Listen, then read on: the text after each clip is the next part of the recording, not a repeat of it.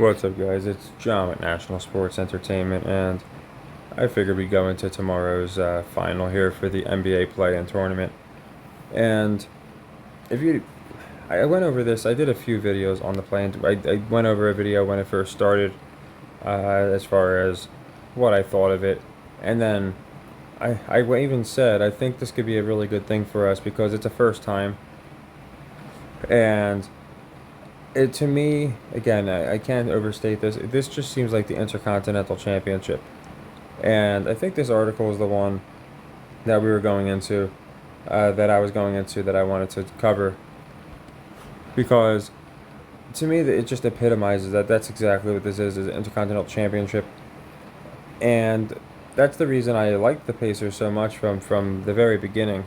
I don't think there's many teams that have the same vibe as the Pacers. So we did really good yesterday. Obviously, we got the Pacers money line again because we've been taking them every game in this tournament. So they paid us out really well. We got the under. Just that was a metric play. I thought people were going to be pretty heavy on the over, and in the NFL we got the over and we got the Patriots. So we did really well yesterday. Obviously, basically ran the sweep for the NBA NFL. Now, I'm noticing narratives from this tournament, and again, this isn't to say like an I told you so thing, but there's, in my videos, I cover a lot of things, so I'll just say, I basically handle, if you haven't noticed by now, my videos no different than I would handle a live video, because there's literally no editing done. I just never believed in that. I feel like human beings don't edit how they speak in real life, so why would I edit just so I come off sounding like I have absolutely no articulation deficiencies. I never got that. But regardless of the editing, the reason I wanted to go into this is in several of my videos, I'll just go into side tangents. And one of those side tangents was this narrative that they're building up with the not only the play-in tournament being more competitive, which there should be no reason for. Again, these guys are all paid so much money that 500,000 is just a drop in the bucket. So there's no reason for it to be any more competition than the actual game they're playing. And to me, that never made sense. So you can see that they're saying on one end, and this is why I liked the Pacers from the very beginning. And I went into teams like the Knicks, teams like the Pelicans, teams like the Kings. Kings got, I don't even, they got booted really early if they even made the cut. But it had to be a mid-card team, a team that has a not international, a intermediate appeal group where they're in a small to middle market team, because they could start pushing these teams like they push an Intercontinental Championship. And here we have, again, the 17-time champ Lakers. And just so you know, I'm going to be doing a video on a theory between John Cena, the Lakers, and the Celtics. And you might already know where I'm going with it, but it's a pretty interesting commonality. But you can see the Lakers, 17-time champs, and now they have they have a stacked team, odds-on favorite to win the finals. And then we have the Pacers, who nobody thinks they're going to win the finals, let's be honest, and they've never won one. So it's literally the first one ever, the first one of these tournaments ever, and we just happen to get a complete extreme, right? We have the 0 versus 17. Now, they're going into, as far as the tournament and how each team's performing, but I wanted to go, and if it's another article, it's fine, I'll just go into what I've noticed. So, okay, they're just showing how the Lakers trounced their last opponents, and the Pacers have been doing well as well, combined by 59 points, but that's still impressive when considering the caliber of opposition they've navigated. The Pacers have 4 teams. So these are the things I went into. Okay, I went into the fact that they beat the Bucks, they beat the Celtics, and now they'll have beaten the Lakers, and they beat the Sixers. They've basically beat the entire, and then in the midst of this, they beat the Heat, by the way. So they basically beat everybody that was representing the East in the playoffs, and now it'll be the Lakers with LeBron James. And to me, this match makes no sense for the Lakers to win at all. It just doesn't make sense in my opinion. It'd be like Goldberg being the Intercontinental Championship again, and just put him in his prime, or Brock Lesnar being the Intercontinental Champion, and Santino Marella being the World Heavyweight Champion. It's just not happening, and to me, this is why they're doing this now. What made me even more as this tournament went on, at least convicted in this belief, is they've made this a very competitive series. Like, not series. They've made it a very competitive tournament in general. We've had choking, we've had slaps, we've had people getting in each other's faces, we've had ejections, we've had all these different things. I think the Chris Paul Foster incident, I thought that was an in-season tournament. I could be wrong. But my point is, the announcers have even said, oh, we're loving the competition. And I went over this earlier. There should be no different level of competition.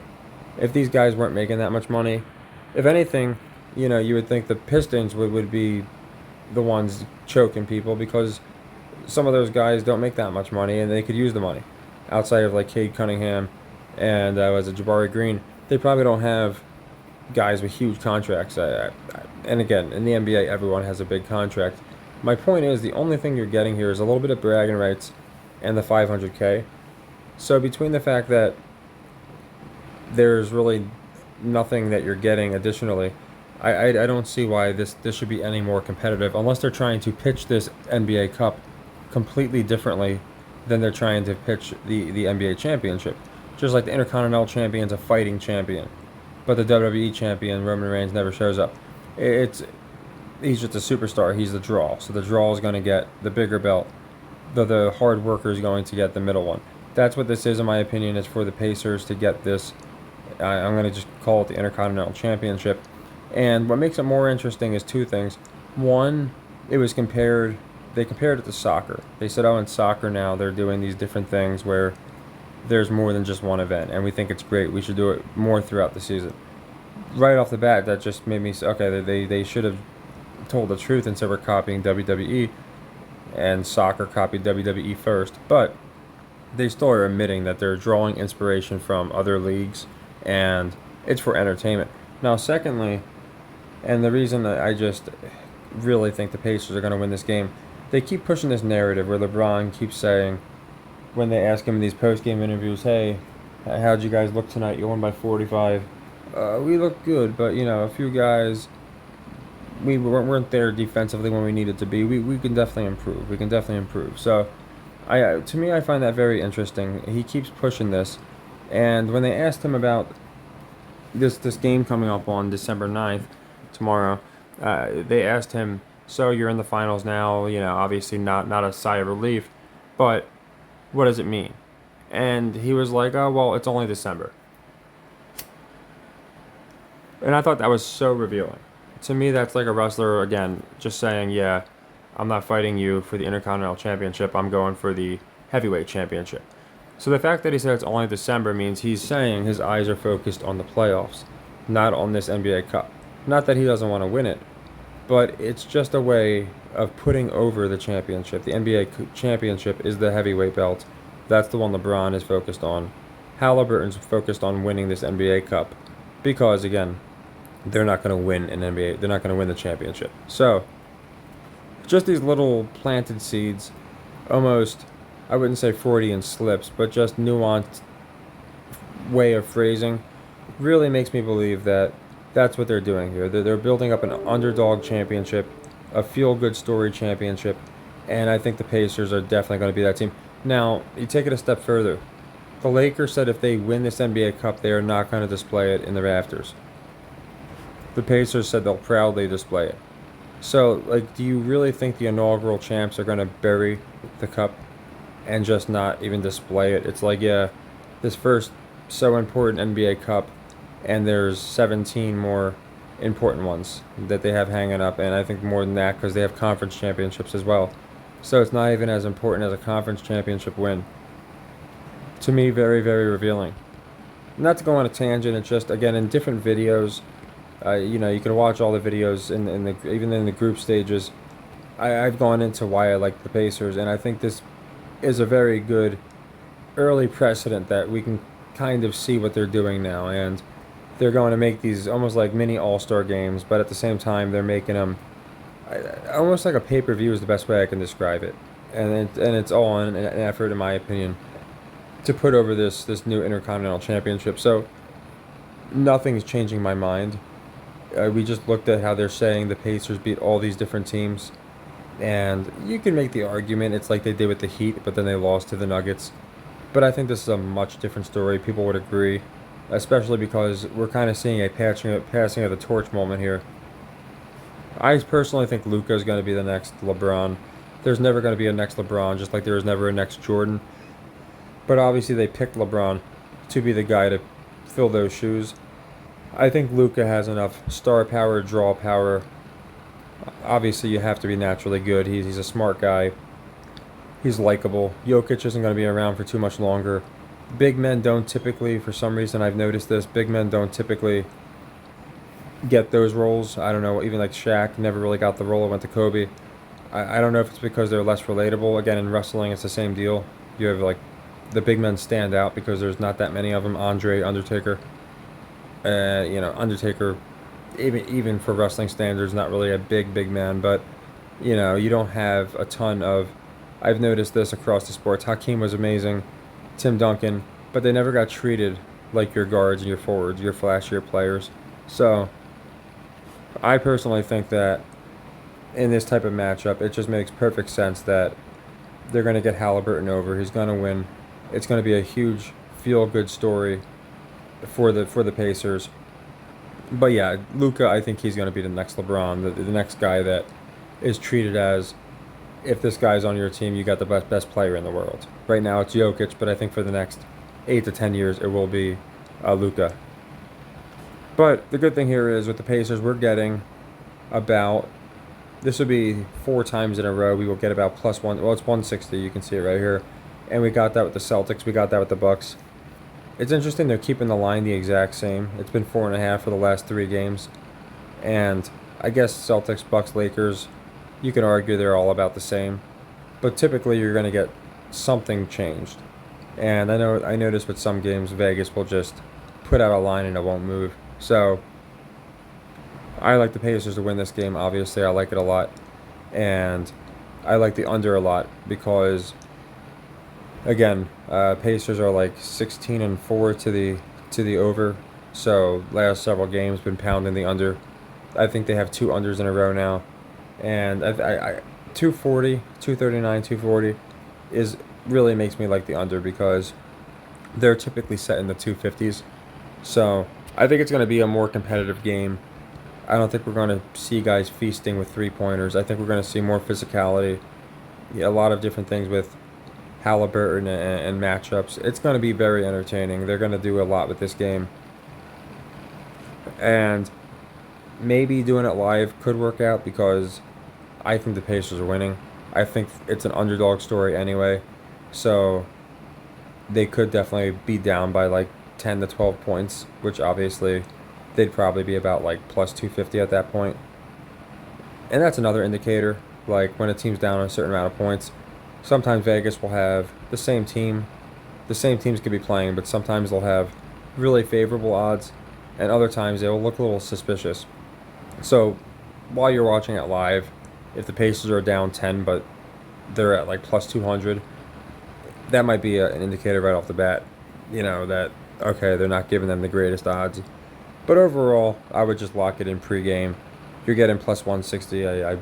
I'm not going to get greedy. Pacers could get out to an early run and the game could quickly be even odds.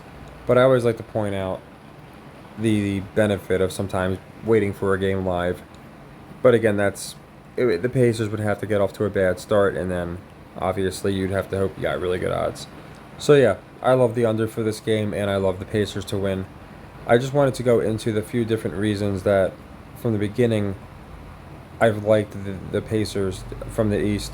In the West, and I went into this in my last video covering this, I did think it was going to be a Kings, a Pelicans, a Timberwolves, but the Lakers do make much more sense. Just reading that article, you have 0 championships versus 17. You have the newcomer Halliburton versus the GOAT, LeBron, all these different things. People call him the GOAT, even if you're top 10 these days, you're gonna get called the GOAT. So I think you get my point. So yeah, I think the line, not that it's a suspicious line, but I still think people don't really believe that much in the Pacers. I mean, their record's not astounding, so I could see why people aren't all over the Pacers. But for me, it was the off season. They really started pushing these. They show these stupid tweets or these stupid messages, and it'll just show like a guy messaging his dad, and he'll be like, yeah, we're gonna drop 40 tonight or something like that, and then he does, and then they show us after the fact on ESPN. Oh man, this is what this guy put out. They were doing that a lot with Halliburton, but they were doing it saying basically he's the nicest guy in the world. Like on Mother's Day, he sent his mom flowers. He's just the nicest man ever. And they were just putting out these ridiculous stories all off season, how he was just the nicest guy. And maybe he is. Maybe he's a swell guy. Maybe he helps old ladies cross the street, and he's just a very nice guy. But they're still marketing him that way and pushing it overboard.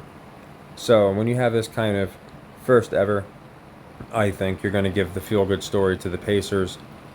And the last part of this, and a lot of people have agreed with me on this, I genuinely believe the winner of this tournament is not going to be in the finals, not going to win the finals.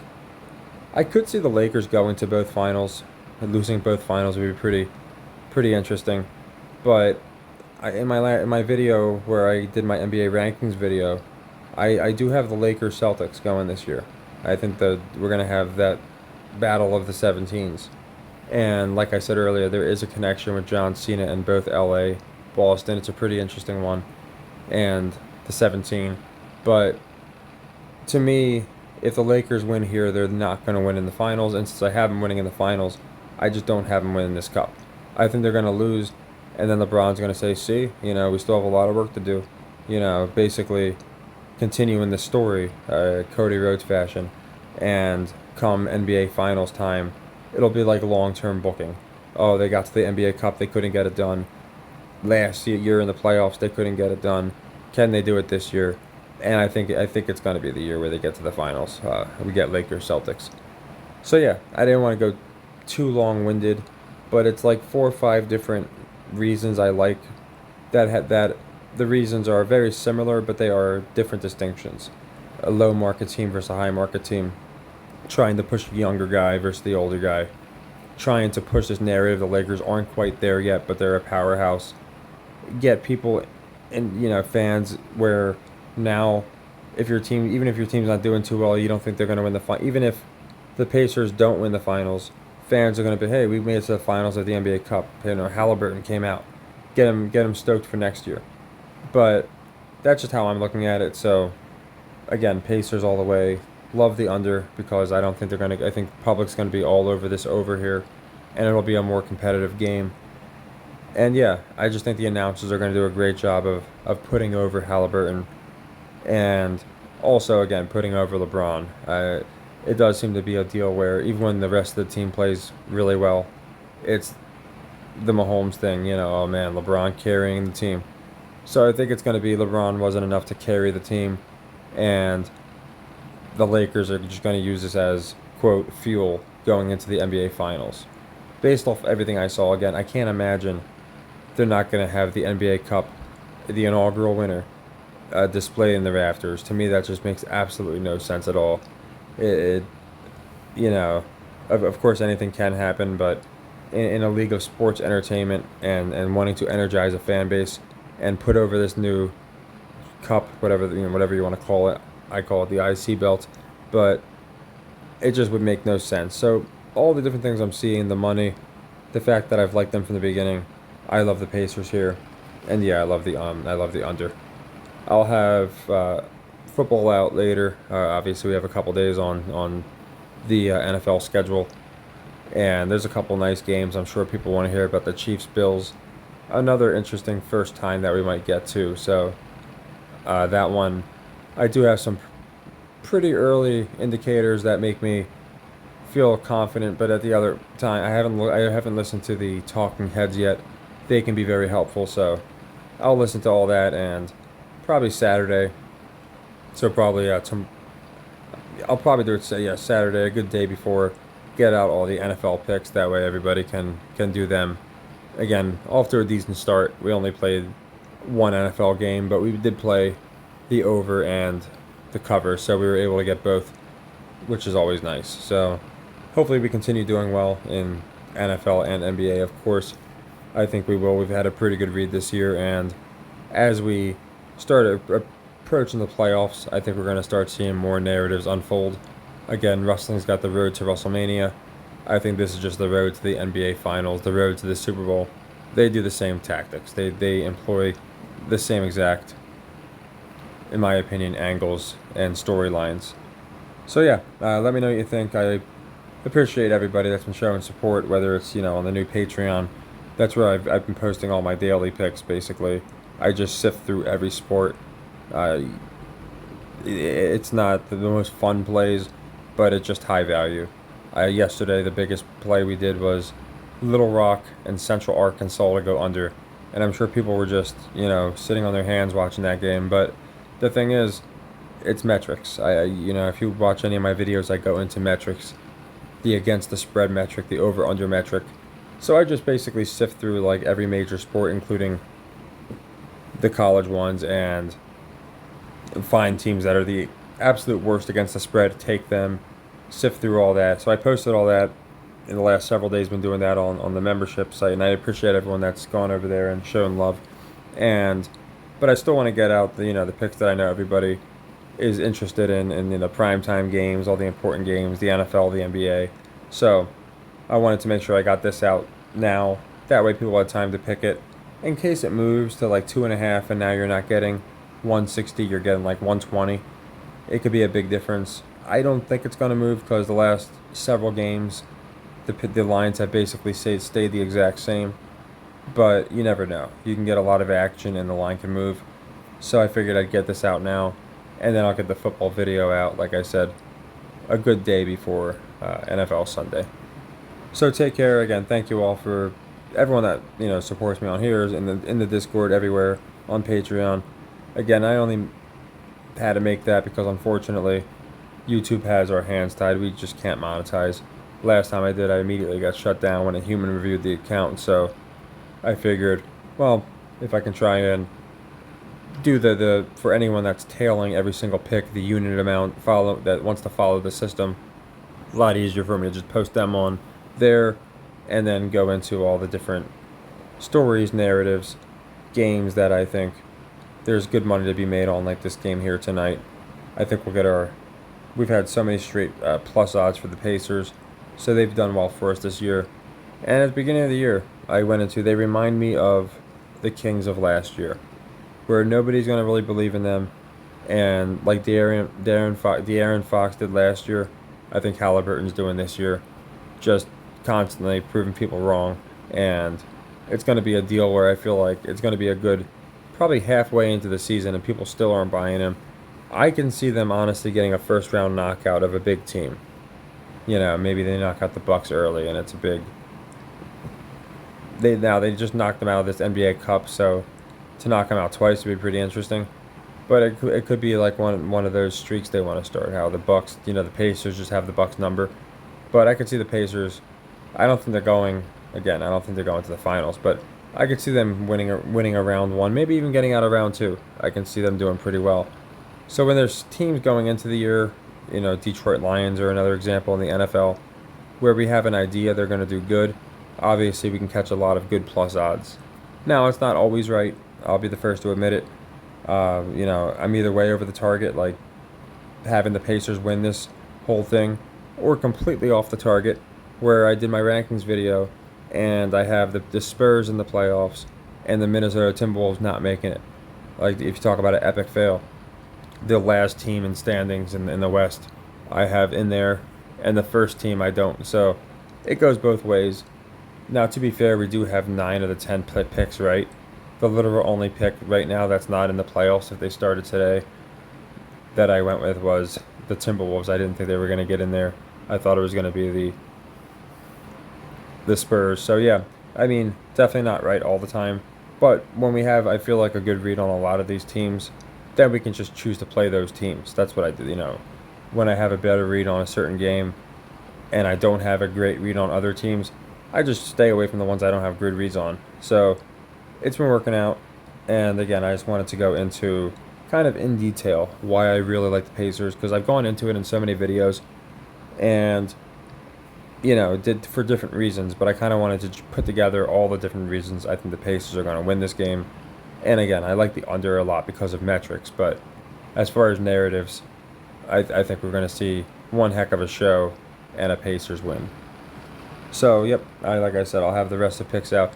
And I know a lot of people, I probably got like a split reaction from people where 50% are like, no, it's going to be the Lakers, LeBron's got to win the first one. And the other 50% are like, oh no, it's got Pacers all day. This is definitely Pacers. So, whatever you think, let me know. Obviously, I always enjoy dialogue and seeing other people's perspective.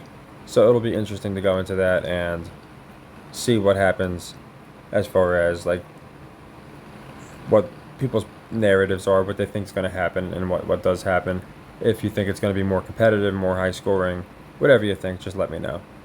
So take care and happy earnings.